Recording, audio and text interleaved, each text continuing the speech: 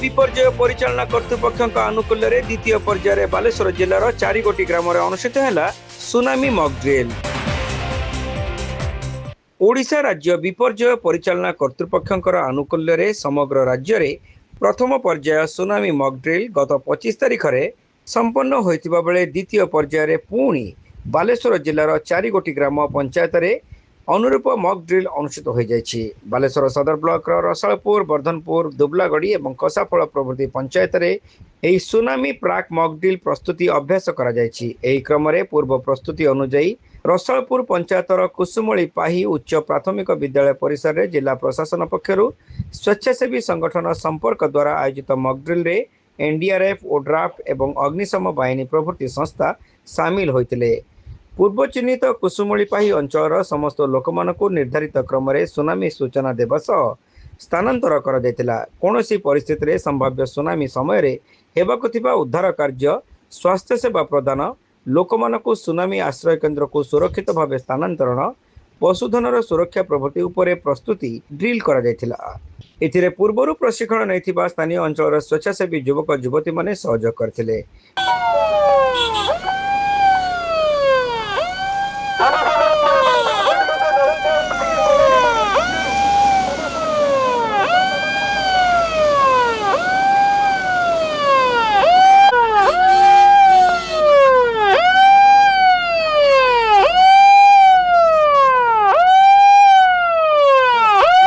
पर सेठारे आयोजित सचेतनता सभा ओडिशा राज्य विपर्यय परिचालना कर्तृपक्ष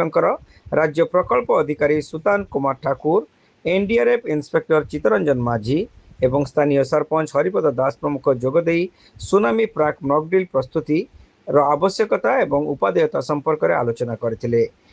आपने जानते ओडिशा गोटे विपर्यय प्रवण राज्य। ओडिशा सब जेहेतु समुद्र कूल आम रोचे, समुद्र कूलिया राज्य ओडिशा और ओडिशार 6टा जिला होती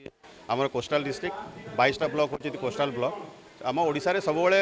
बन्या बात्यार आशंका सब रोचे और सुनामी संभावना रोचे। जदिव आम आज पर्यंत सुनामीर सामना केवे करना, ओडिशा केवे सुनामी ही ना, तथापि सुनामी जेहेतु गोटे बहुत भयंकर विपर्यय और सुनामी आसिले क्षय क्षतिर संभावना बहुत बेसी। से आमर ओडिशा रे जो 381टा सुनामी प्रवण गाँ को आम चिन्हित करूँ। समुद्र कूल ठारू 1.5 ରୁ 2 किलोमीटर भितर जो 381टा गाँ, 316टा गाँ, 120टा ग्राम पंचायत,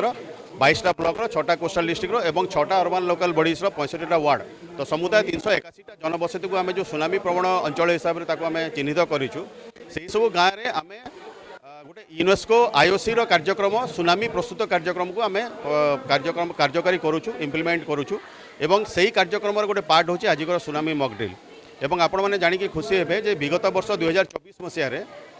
ओडिशार 26टा गाँ को यूनेस्को आईओसी सुनामी प्रस्तुत गाँ हिसाब से ताकू सर्टिफिकेट करिसेंती एवं आजिर एई 2026 वर्ष मसीह आम आहरी 70-75टा गाँ को आम यही कार्यक्रम UNESCO IOC tsunami ready recognition program बा सुनामी प्रस्तुति कार्यक्रम को आम ताकू कार्यकारी करूँ एवं सही कार्यक्रम गोटे अंश होची सुनामी मॉक ड्रिल, जोटा कि आज आम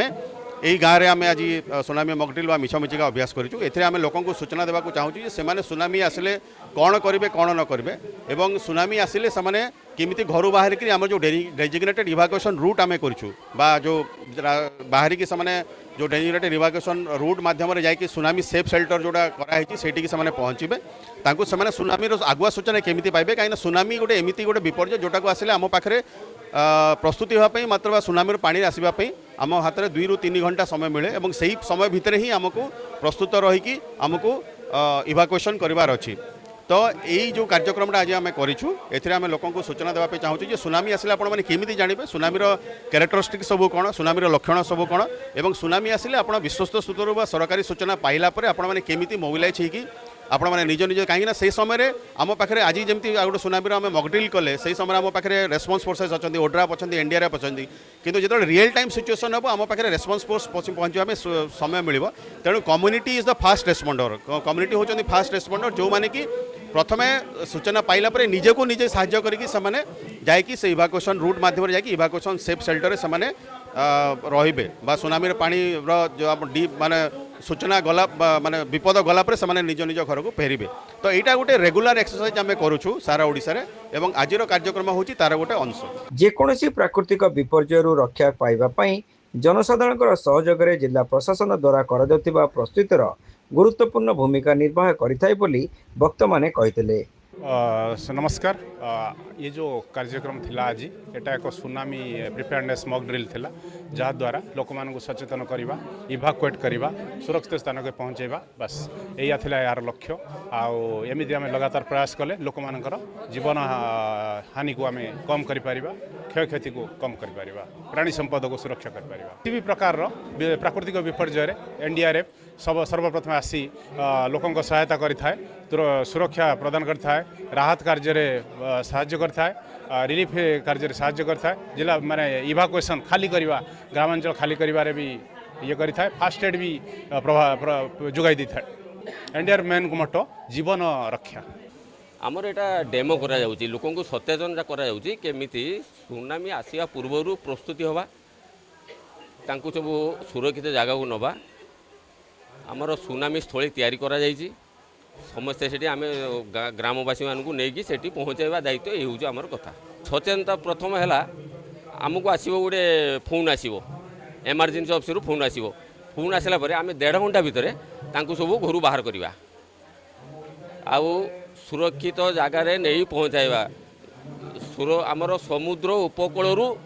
उपर मुंडा को आम जिते जल्दी हम बाहर पलि जा यह हूँ आमर सचेतनता। ओडिशा राज्य विपर्यय परिचालना कर्तृपक्षर जिला कार्यक्रम अधिकारी अवनीकांत भूया एथिरे जोगदेई मॉक ड्रिल रूपरेख संपर्क सूचना देई व्यापक जनसचेतनता द्वारा ही सुनामी भली प्राकृतिक विपर्यय जनधन रक्षा संभव बोली मत प्रकाश करथिले। आगुरु मध्य दुईटी फेज रे आमे